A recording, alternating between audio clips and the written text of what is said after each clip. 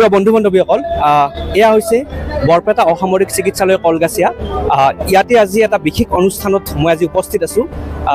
আচলতে বৰপেটাত ICU সমৃদ্ধ ICU-যুক্ত এখন এম্বুলেঞ্চ নাছিলে আৰু কলগাছিয়া অসামৰিক এই চিকিৎসালয়খনতে প্ৰথমবাৰৰ কাৰণে এখন এম্বুলেঞ্চ 108 এম্বুলেঞ্চ আমি দেখিবলৈ পাইছোঁ। ইয়াতে আজি এই উদ্বোধনী অনুষ্ঠানটোত মই উপস্থিত আছোঁ। মোৰ লগত আছে এই হস্পিটেলখনৰে ছুপাৰিণ্টেণ্ডেণ্ট ছাৰ আছে, নেকিবুদ্দিন ছাৰ আছে। ছাৰ, কেনেকৈ ক'ব এই হস্পিটেলখনৰ নতুন এখন গাড়ী আহিছে?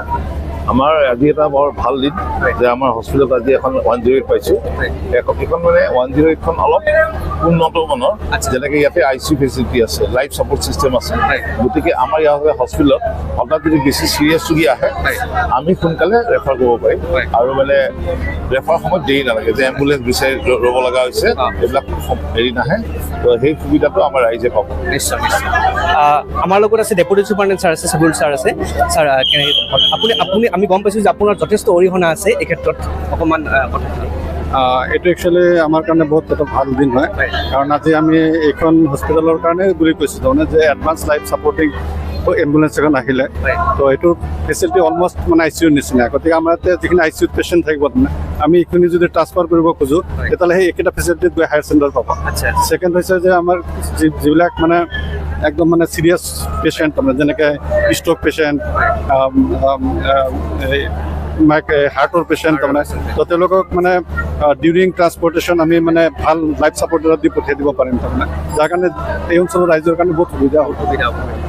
প্ৰথমবাৰৰ কাৰণে বৰপেটাত মানে এইখন মানে লঞ্চ কৰা হৈছে। মই তেনেকৈ গম পাইছোঁ মানে প্ৰথমবাৰৰ বাবে ALS এডভান্স লাইফ চিষ্টেম থকা ছাপৰ্ট থকা এম্বুলেঞ্চখন ইণ্ট্ৰডিউচ কৰিছে তাৰমানে।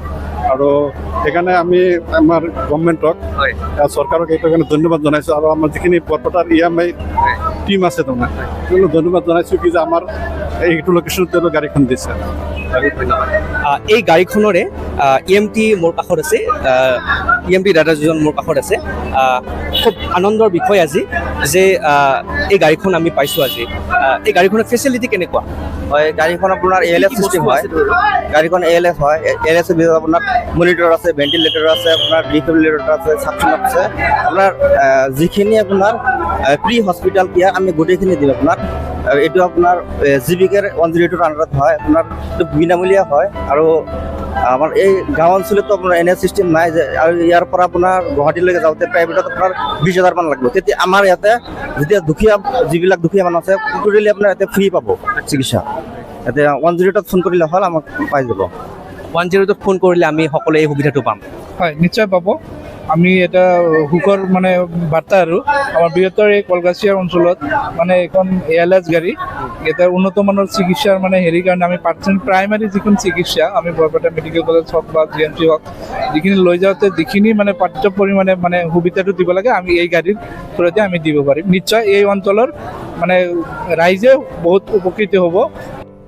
এতিয়া মই এই যিখন এম্বুলেঞ্চ 108ৰ যিখন ICU-যুক্ত যিখন এম্বুলেঞ্চ ইয়াৰ ভিতৰত আছোঁ আৰু মই ফিচাৰ্ছখিনি আপোনালোকক মই দেখুৱাবলৈ চেষ্টা কৰিম। মোৰ লগত EMT আছে মজিবুৰ ৰহমান, তেখেতে আমাক বুজাই দিব। তুমি আমাক বুজাই দিয়া যে ইয়াতে কি কি ফিচাৰ্ছ আছে। এইটো এম্বুলেঞ্চ আপোনাৰ ALS হয়, যিটোত আপোনাৰ আপোনাৰ থাকিব, আপোনাৰ চিষ্টেম থাকিব আপোনাৰ মনিটৰ AED, এইটো ভেণ্টিলেটৰ CPAP, আৰু এইটো পৰ্টেবল অক্সিজেন হয়। এইটো আপোনাৰ চাকচন হয়। এইটোত আপোনাৰ ECG অপেন কৰি আছোঁ মই, ECG, তাৰপিছত আপোনাৰ ব্লাড প্ৰেছাৰ, তাৰপিছত আপোনাৰ যিটো পালছ অক্সিমিটাৰ, এইটো গোটেইখিনি কাম কৰে। তাৰপিছত এইটো আপোনাৰ ভেণ্টিলেটৰ হয়, ভেণ্টিলেটৰ CPAP হয়।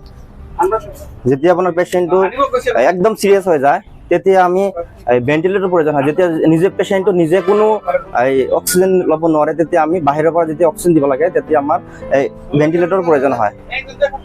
যেতিয়া আমাৰ হাই ফ্ল' অক্সিজেন দিব লাগে এইটোত আমাৰ চিষ্টেম আছে। এইটোত আপোনাৰ ইমাৰ্জেঞ্চি এডাল্ট পেডিয়াট্ৰিক বেলেগ পেচেণ্টক আপোনাৰ দিব পাৰি চিষ্টেম আপোনাৰ বহুত কেইটা আছে।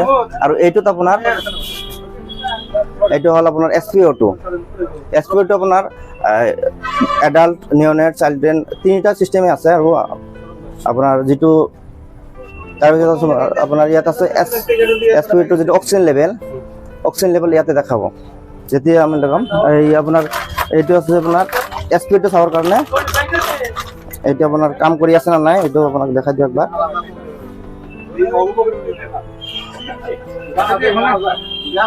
এইটো চাওক এইটো অক্সিজেন কিমান পাৰ্চেণ্ট মই পাই আছোঁ সেইটো দেখাইছে আৰু এইটো মোৰ হাৰ্ট ৰেট হয় এনেকৈ আপোনাৰ ইচিজিটো আপোনাৰ ফুল্লি ইয়াতে কাম কৰে ইচিজি আপোনাৰ বেলেগ বেলেগ আপোনাৰ কেববিলাক আছে তেতিয়া আমি পেচেণ্টৰ ওপৰত ভিত্তি কৰি আমি চেঞ্জ কৰিব লাগিব সেইবিলাক এতিয়া মোৰ এছপিটোৰ যিটো পালছ হয় পালছ 122 আছে আৰু এই অক্সিজেন লেভেল 97 আছে মানে মই সুস্থ আছোঁ তাৰপিছত আপোনাৰ এইটো টোটেলি মনিটৰত আপোনাৰ ইয়াতে ইচিজিৰ আপোনাৰ ই দেখাব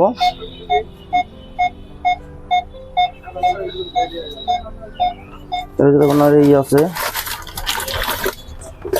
এইটো আপোনাৰ এই বিপি জুখিব আপোনাৰ এপাৰ্টাছ হয় বুলি এইটো আপোনাৰ এডাল্টৰ হয় এডাল্টৰ আৰু এই যিটো আপোনাৰ ই আছে কেবটো আছে এইটো এই চাইল্ড নিউনেট আৰু এডাল্টৰ তিনিটাৰে আছে আমাৰ তো আপোনাৰ মোটামুটি যিখিনি আপোনাৰ ALS চিষ্টেম আছে গোটেইখিনি আমাৰ ইয়াতে আছে আপোনালোকে 108 ফোন কৰিলে আপোনালোকে সুবিধাটো ল'ব পাৰিব 108 আপোনালোকে যিটো আমাৰ এৰিয়া আছে এৰিয়া বুজি আমাৰ অল অসমতে গোটেইখিনিতে আছে কিন্তু আপোনাৰ এইটো এম্বুলেন্স আমাৰ বৰপেটা জিলাতে আছে আপোনাৰ এইটো বৰপেটা চিভিল হস্পিটেল কলকাতাৰ আণ্ডাৰত আছে আপুনি এইটো আমাৰ বেছিভাগে আপোনাৰ এই যদি আপোনাৰ পেচেণ্টটো গুৱাহাটী লৈ যাব লাগে ভেণ্টিলেটৰ পেচেণ্ট তেতিয়া আমি ফুল্লি আমি চাৰ্ভিচ দিব পাৰিম এইটো আৰু এইটো টোটেলি বিনামূলীয়া হয় কোনো পইচা দিব নালাগে আপোনালোকক বহুত ধন্যবাদ আমি খুব আনন্দৰ বিষয় আজি যে আমি এই হস্পিটেল আমাৰ এই বৰপেটা জিলাতে কলগাছিয়া অসামৰিক চিকিৎসালয়ত আমি এখন লাইফ ছাপোৰ্ট এখন গাড়ী পাইছোঁ